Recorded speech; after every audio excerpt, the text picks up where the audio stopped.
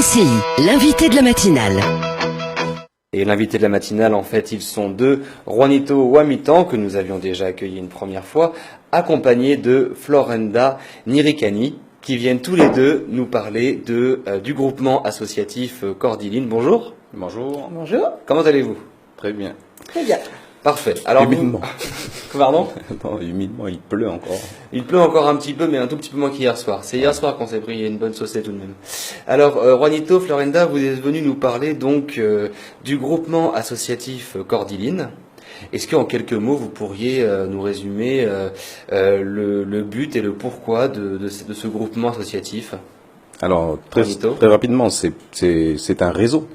Ouais. Un réseau d'associations. Et donc, ce qui s'est passé, c'est que en 2015, rapidement, on avait eu un appel international d'Avaz. Je ne sais pas si vous connaissez Avaz, mais bon, voilà, Avaz qui appelait les citoyens du monde à se mobiliser pour la journée mondiale en faveur du climat. Ah oui.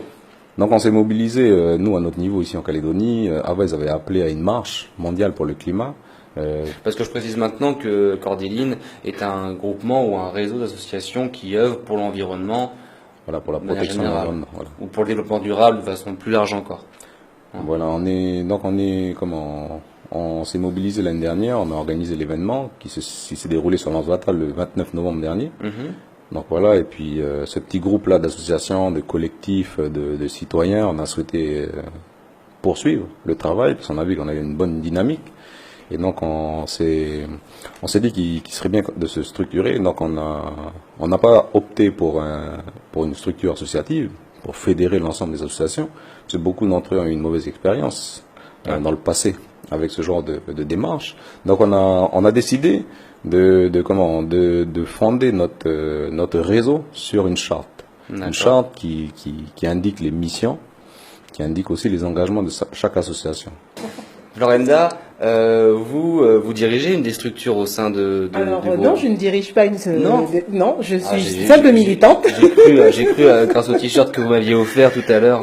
J'ai montré parce que je suis content quand même de l'UGPE. Donc voilà, moi je suis secrétaire en fait à mi-temps pour l'UGPE. Du coup, nous on a intégré le réseau. Alors l'union, pardon. Alors l'UGPE, c'est Union Groupement des Parents d'Élèves. D'accord, union, c'est ça, des groupements des parents d'élèves. Du coup, au sein de chaque établissement scolaire, il y a ce qu'on appelle les APE, donc les associations de parents d'élèves, et puis il y a aussi les GPE, donc les groupements de parents d'élèves. Donc du coup, il y a un peu des groupements de parents d'élèves, pas tout partout, on regrette un petit peu, mais bon, on appelle aussi aux parents à plus se mobiliser pour, on va dire, le niveau, on va dire, le système éducatif, changer un peu ce qui a changé.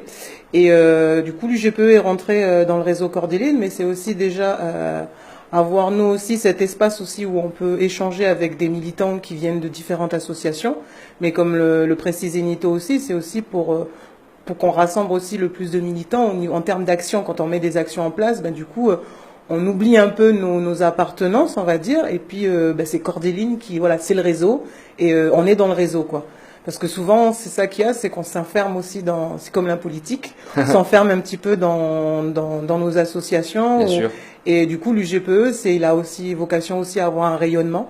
Donc l'environnement, c'est important, le développement durable également. Et puis comme on est aussi sur l'accompagnement des parents, mais aussi des enfants, donc nous on milite aussi pour ça. Est-ce que vous avez un site internet? Est-ce que vous existez sur les réseaux? Est-ce que le grand public vous connaît déjà bien?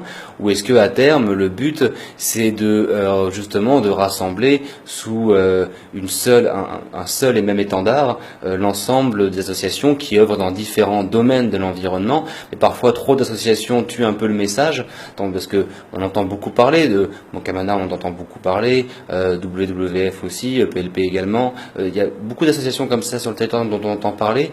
Est-ce que effectivement le but in fine ce n'est pas d'avoir ce collectif incontournable, parce que réunissant justement toutes ces associations en un seul groupe? Quelle ampleur vous voulez donner un peu au phénomène Cordiline?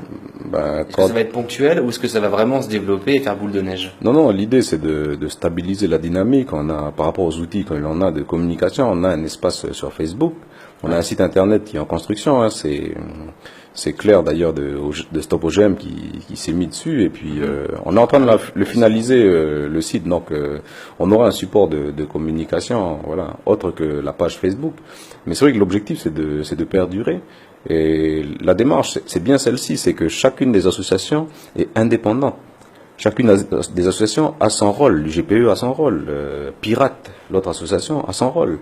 Et l'idée, c'est que quand on a des actions qui portent à cœur de tous les membres, on se réunit et puis on essaie d'atteindre. Les sacs plastiques, tout le monde est sensible à cette problématique de pollution, parce que ça touche la mer, ça touche les mangroves, ça touche...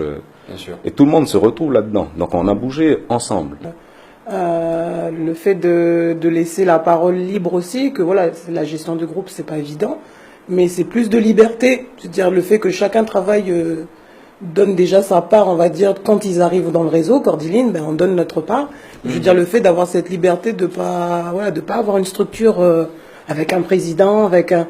Là, c'est... Voilà, donc du coup, ça peut paraître d'un point de vue peut-être extérieur, un peu freestyle ou un peu... Non, pas du tout, c'est pas ça. Je m'interrogeais sur tout le poids, en fait, toute l'importance qu'allait prendre le collectif Cordiline avec le temps, et vous y avez répondu parce que en absence de structure hiérarchique, il faut un accord commun évident pour tout le monde pour que la voix de Cordiline se fasse entendre. En tout cas, c'est ce que j'en ai retenu. Merci beaucoup Florinda, merci beaucoup Juanito pour être venu nous parler de Cordiline ce matin dans la matinale.